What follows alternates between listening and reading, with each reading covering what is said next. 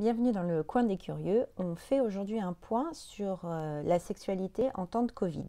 Alors, ce que l'on sait aujourd'hui, c'est que le virus s'attrape effectivement par la salive, les pertes au niveau du nez et aussi les selles. Donc, comment est-ce que ça joue sur la sexualité quand on n'a pas un partenaire depuis très longtemps et qu'on a peur de contracter le virus?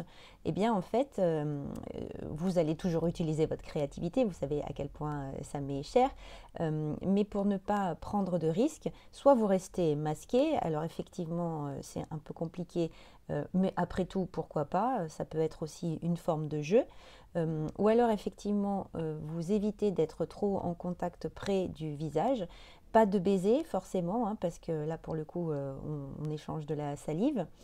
Ce que vous pouvez faire aussi, c'est de favoriser les positions où vous n'êtes pas en face à face. Et puis, bien sûr, avec cet aspect de contamination par les selles, lorsqu'il y a une pratique anale, il faut forcément utiliser un préservatif. Donc ça, c'est toujours le cas quand on ne connaît pas les personnes et qu'on n'est pas installé depuis longtemps et qu'on n'a pas vérifié les IST, forcément. Mais du coup, si vous avez notamment une maladie chronique et que vous êtes quand même en couple depuis très longtemps et que vous avez donc plus de sensibilité à contracter le virus, eh bien, il est quand même recommandé d'utiliser un préservatif pour les pénétrations anales. Donc, ça ne se contracte pas par les pénétrations vaginales.